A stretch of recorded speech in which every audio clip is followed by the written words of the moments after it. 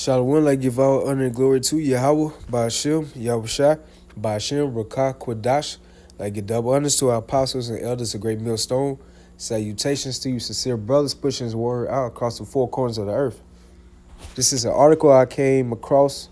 It's from GMSDedication, and they got the report from CBS News. And this came out on June 26, 2018, and the title says, Farmers are killing themselves in staggering numbers. It says, think about trying to live today on the income you had 15 years ago.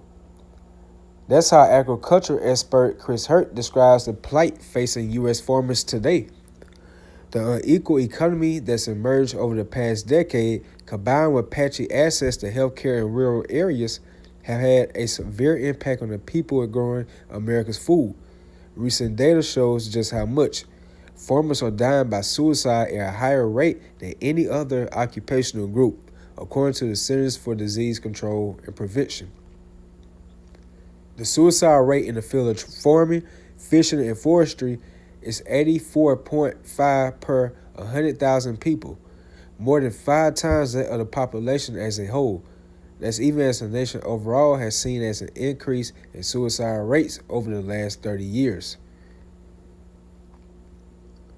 Going to the point, it says, in the U.S., several longtime farm advocates say today's crisis mirrors one that happened in the 1980s, when many U.S. farmers struggled economically with an accompanying spike in farmer suicides. The farm crisis was so bad, there was a terrible outbreak of suicide and depression, says Jennifer Fahey, Communications Director with Farm Aid, a group founded in 1985 that advocates for farmers. Today, she said, I think it's actually worse.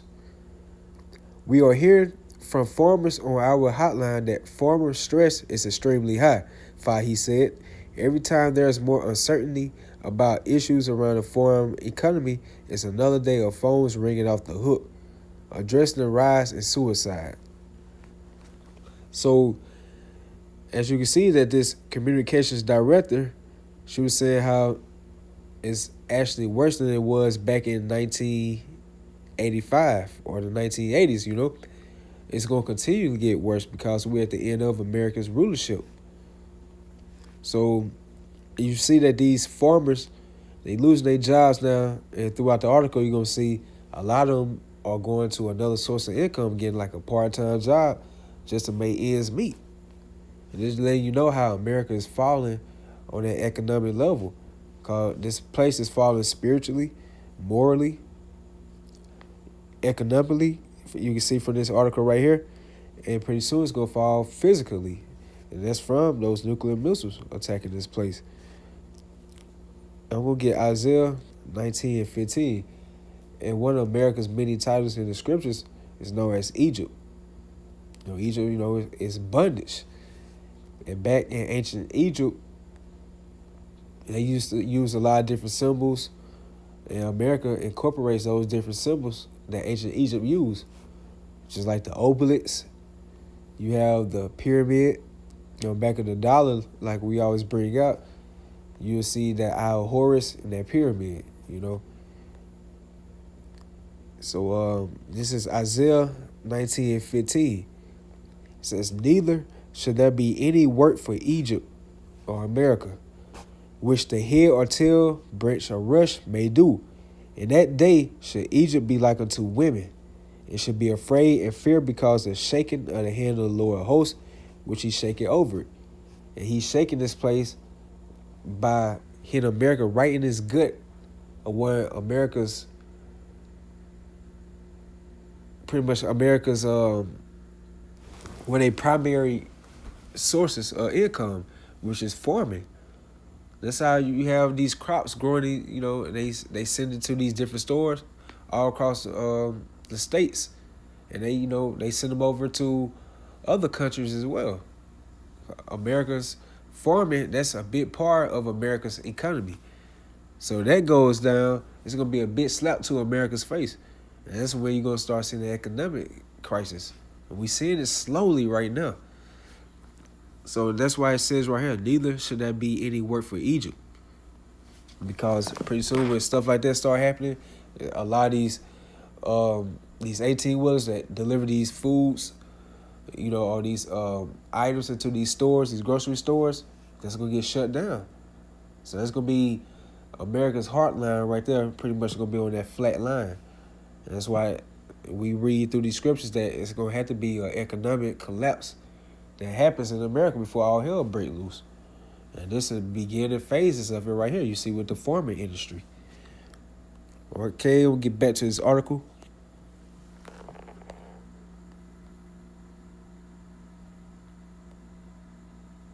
Okay, it says, finances are a major reason. Since 2013, farm income has been dropping steadily. According to the U.S. Department of Agriculture, this year, the average farm's income is projected to be 35% below its 2013 level. The current incomes we have seen for the last 3 years have been about like farm incomes from early in the century, said Hurt, a professor of agricultural economics at Purdue University in Indiana. Farmers are also at the mercy of elements outside their direct control, from extreme weather events that threaten crops to commodity prices that offer less for farm goods than it costs to produce them. We have spoken to dairy farmers who are losing money on every pound of milk they sell, said Alana Knudsen, co-director of the Walsh Center for Rural Health Analysis with the University of Chicago. As America's trading partners slap tariffs on U.S. crops, those prices are set to be further undermined. Meanwhile, the Federal Reserve's gradual raising of interest rates threatens the finances for many smaller farmers. And you can see that on that movie called Consume. It came out in 2015 starring Danny Glover. And you can see it on Netflix. They're pretty much going into how these small town organic farmers are beefing with these major corporations that are profiting off of GMOs. And one of those corporations was named Clandestra. So they pretty much they'll go to a small town farmer, either handle all type of violations, how they grow their crops or whatever, and they don't abide by the corporation or Clandestra's rules, and they get shut down. You have to grow their crops, which are GMO crops, genetically modified organisms. So that's why you see America's in the shape it's in now. That's why you see GMOs are rising on a higher level more and more throughout the year. It says a lot of our farmers take out operating loans so they can buy seed, fertilizer, and spray. And you see that's why the depression is continually rising, because they getting loans now and that's putting them more in debt. As we're looking at increasing interest rates, this is going to exacerbate financial vulnerability, Knudsen said. Unreliable finances are a major reason why 3/4 of farmers must rely on non-farm income, often from a second job. Health insurance assets is another.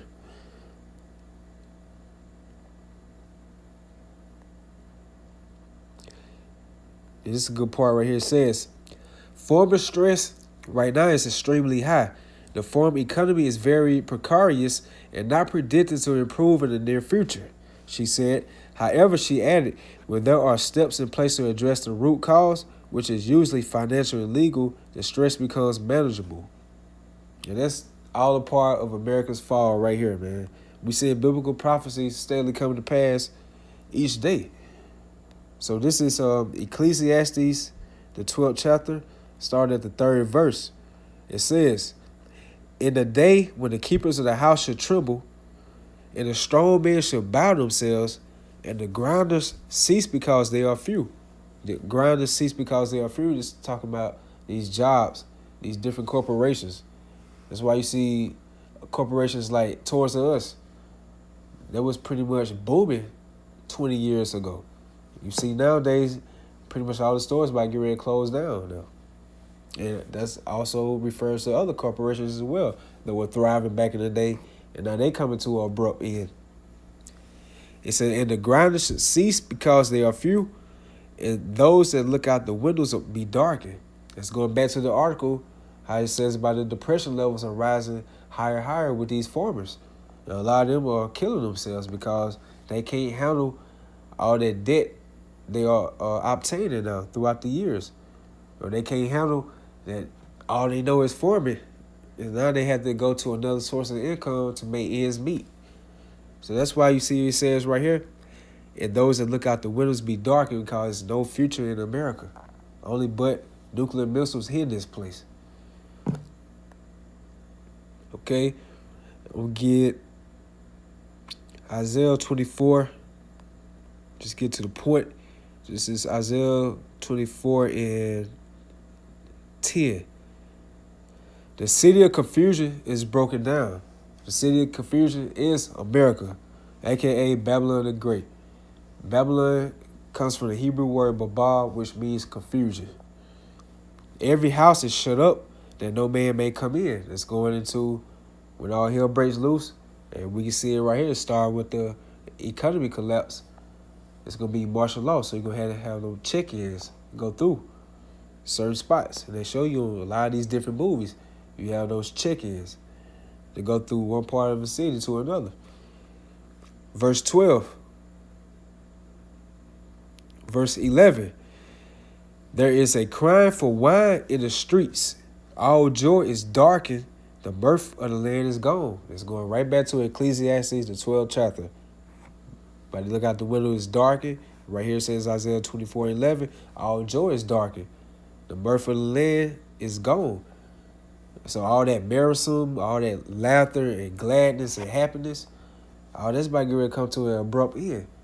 You know, because people about to really see what's about to happen to this place, and they're going to get hit in the face with a thing called reality. Because biblical prophecy is reality. It's going to come to pass whether these people believe it or not. And that article right there shows you how we slowly but surely about to get ready to hit that economic collapse. So that was just a quick article right there. Lord will I'll leave in the description box for you brothers to read and check out. I hope you all edified. I give all honor and glory again to Yahweh, Ba'ashem, Yahushua, Ba'ashem, Rakakwadash, double honors again to our apostles and elders of Great Millstone. Salutations to you, sincere Akim. Stay strong. Shalom.